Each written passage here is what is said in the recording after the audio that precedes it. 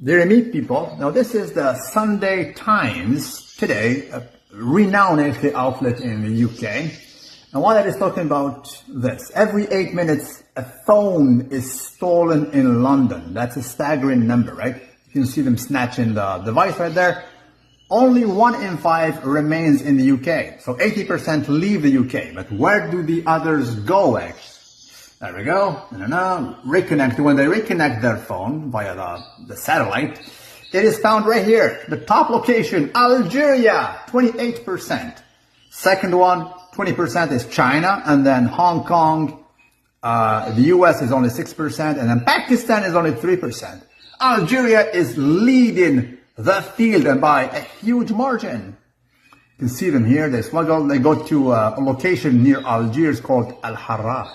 Oh, I know this Al Harrach very, very, very, very well, if you only knew. And it's a parallel market. You can see them there doing their resale. They have stores literally, and that's it. The thieves, how they take them.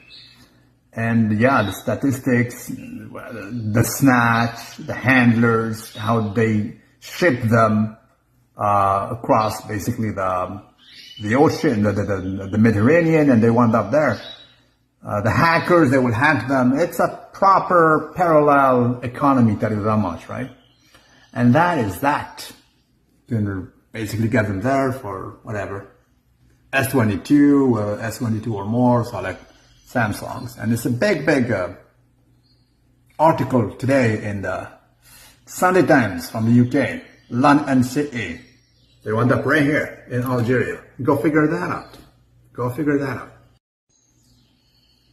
Talking about Algeria, these birds, actually, I think their forefather, the original grandfather of these goldfinches, I think he is Moroccan. Moroccan is just next to Algeria right there, right? But I'm trying to make them learn the Algerian song because birds sing differently from one location to another. It is molded by geography, right? So the song of Algeria is different from that of Tunisia and for that of Morocco. There's a difference. And it's quite hard. Why? Because the Moroccan song is ingrained in his genetic code. We call this a genetic memory. It's very hard to make Kit learn a different song. It does not resound with its hardware, right? Every goldfinch has different songs from different locations. And so that's geography. It's normal. It happens even in wolves, like southern wolf, northern wolf, eastern, western, and whatnot. They're different. Timber wolf, Atlantic wolf. There's also the Khoi wolf, which is some sort of a hybrid between the coyote and a wolf. Anyway, geography is very important.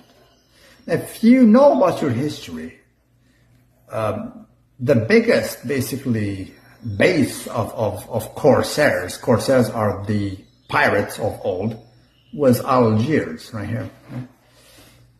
Algiers was the capital city of the corsairs for 300 years, right? The biggest one, because it belonged to the Ottoman Empire, and the navy was strong, and nobody was able to take care of it. They raided everything. They were raiding Ireland, Iceland, northern countries. They're capturing boats here and shipping everything towards Algiers. And guess what? I was born in Algiers, so I know a thing or two about that city very, very well. It's a well-researched. It's a known fact if you know your history, right? If you just Google Algiers pirates, you will see them everywhere. The corsairs of Algiers, Barbary corsairs. There we go. They were everywhere. They were doing battle. They were reigning supreme on that sea, right? For like 300 years, right? And well, if you Google this, Algiers white slaves, they were capturing Europeans. So they were capturing Europeans and reselling them. This is Ohio State University, I think.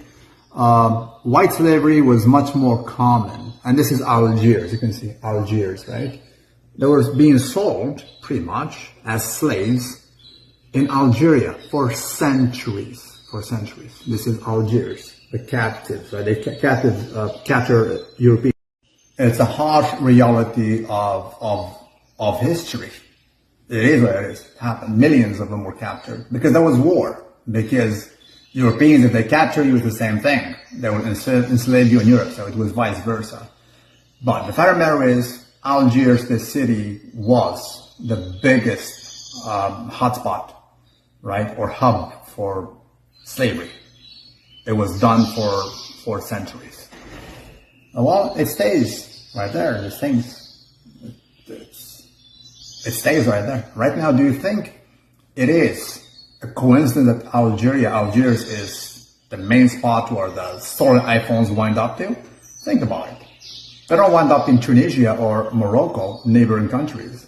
They go solely to Algeria. So think about it. Do you think it's the mentality of Algiers? They're still acting like the forefathers of old, the pirates? And one last interesting fact about the pirates of Algiers. The very last one, the very most prominent one was named Rais Hamidou, right? And interestingly, that guy, I mean, he was killed by the Americans, by the U.S. Navy. And also, the U.S. Navy was created solely to fight Algiers. That's a historic fact. The U.S. Navy was ordered by the U.S. president to be created to fight Algiers. And they were paying ransom to Algiers for like 17 years. But in the last battle, they won. Before that, they were paying bounty. The U.S. was paying, actually, Algiers money every single year to operate in the Mediterranean. But that guy, Rais Hamidou, he was known as being a blonde guy. He was blonde guy with blue eyes, to tell you that he descends from the captives as well. And so that was back in 1779. So the Registry of Algiers and the U.S. signed a treaty stipulating that the U.S. had to pay 20%, that was tariffs, to Algiers of their income. The whole income of the nation, 20% of it was given to Algiers. And it was signed by William Brindbridge, right? And he paid tribute to the Sultan Dey Mustafa ibn Ibrahim. But, as I mentioned, the last corsair, the last pirate, he was a blonde guy, blue-eyed. So after a while, they captured so many Europeans that they looked like Europeans. This was it, Rais Hamidou was a blonde guy with blue eyes. It was a European capturing other Europeans. And better to know, my late father was a white, blue-eyed man. Think about it. Well, allow me to maybe close with this fact right here. This is science, right? Human skin color by the 21st century of native people, like the original people from there. You will notice that North Africa, especially Tunisia and Algeria, they're as white as Spanish people, Southern French, and all Italians. They're the whitest people in Africa, right? Much whiter, right? You cannot call them Arabs, look, because this is white. And the Arabs, the Northern Arabic, are compared with Saharans, literally. They don't even compare to another shade of hair. Those are Znata people. And this is mostly due to history. There were Vandals who came there. Vandals are Nordic people. They inhabit that for almost a century. The Romans as well, but most certainly the pirate white slavery here. And so, by shades, their skin color is called Romanic people. They're one shade below the most white people ever, the native Nordic people. The native Nordic people are this white here, and the North African are just a shade below that. And then you have all the others. If you go to the Arabs as an example, Northern Arabs are here. But there's also Southern Arabs, who are quite dark, see? Southern Arabs are here.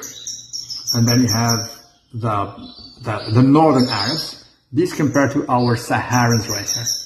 You see, they go so deep right here. All this because of the pirate white slavery, which was common here for centuries. So it did affect the native population rather greatly.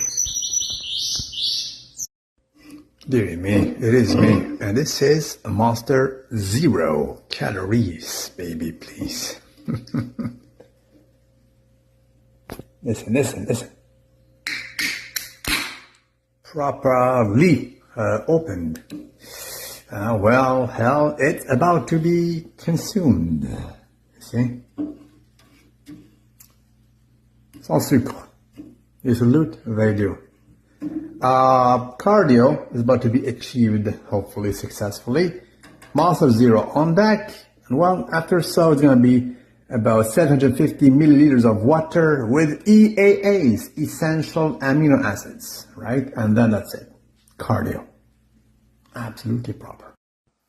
Dear me, people, LUI, Sunday night, doing cardio, empty stomach. Some water and EAAs right there. Doing cardio, almost 1 hour. I think I'm getting diced. That'll be my birthday, not a birthday, it's already far gone. I'm on my second portion of my century. I'm 50, so my aim is to get diced again. Let's see if it's working. Dear me, I'm sweating. I think it's getting there. Oh yeah. Still some work to do. Could always do better. Sunday night. Job is done. 1 hour cardio at home. Give or take 140 heartbeat. There you go. Motivation for you guys. Be saluted. Summer is around the corner. Hit me up if you want to get diced. This email right here. Okay guys, another impressive transformation. Zachary this time around when we started. You can clearly see decisively he was a bonanza life. Bonanza life. Literally, right? He's not a tall dude. I think he's 5'4". You can see the sheer size of the waistline. Definitely huge. Let me show you the current version. He lost 40 pounds. For a guy who's 5'4", that's tremendous. That's absolutely tremendous. Look at the triceps of Mr. Zach. It's just proper in it. And one at the back. Samir, let me showcase the gains of Mr. Zachary. See, so this was the back then. And right now, look at this. 40 pounds on a frame of 5'4". It's definitely a sight to behold. Look at the triceps of Mr. Zachary. Definitely a highlight. Absolutely saluted. No more bonanza life.